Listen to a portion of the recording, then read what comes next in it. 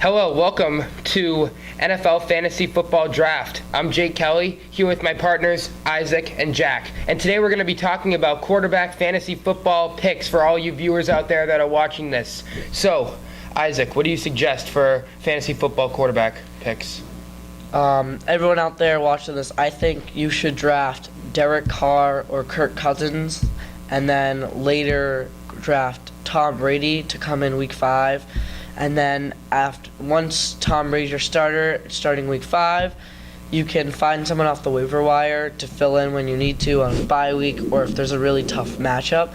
But I think Tom Brady will be very consistent and a very good player for you with Gronk and Edelman and Amendola and Hogan all healthy.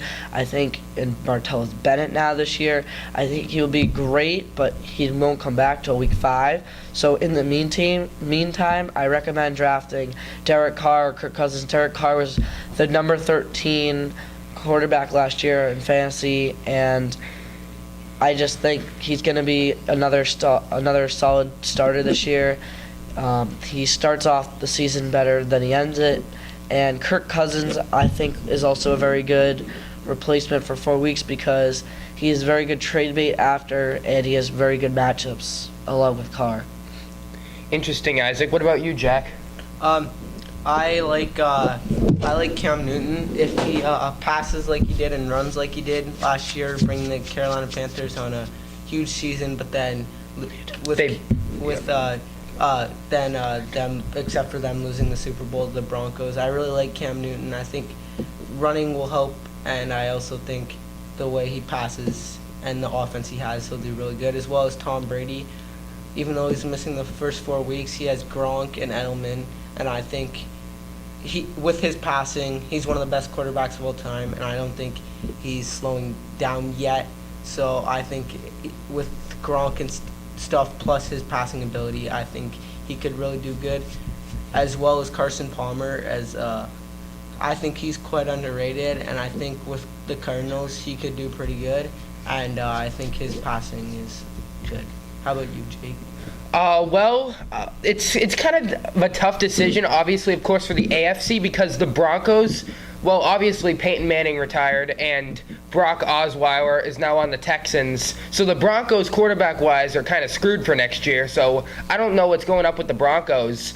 But for my AFC 2 picks, I'm going to have to go with Andy Dalton, even though he kind of blew his season against the Steelers, against Ben Roethlisberger and all those guys. Obviously, we know, of course, the headhunting penalty by Burfict against Antonio Brown, which basically costed 2 personal fouls for 30 yards with the game-winning field goal against the Steelers. So the Bengals, I don't want to talk about that game. That game just was terrible.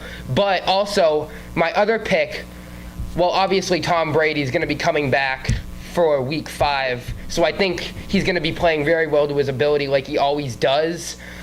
But for the full season, I would have to go with also Ben Roethlisberger because he's been playing. He played really well last year. He made it all the way to the divisional round, just lost to, of course, the Broncos last season. But I'm going to have to go with Ben Roethlisberger and Andy Dalton and Tom Brady to be probably the top quarterbacks in the AFC. Now I'm going to go into the NFC. Aaron Rodgers, he's going to be a very good quarterback, and Jack, I agree with you with Carson Palmer. He's going to be really good with the Cardinals. And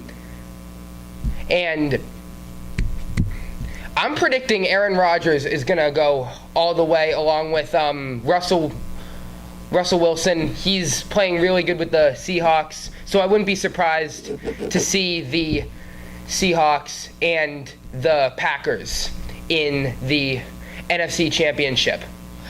The Broncos do have Mark Sanchez and Trevor Seaman, and now they just drafted Paxton Lynch.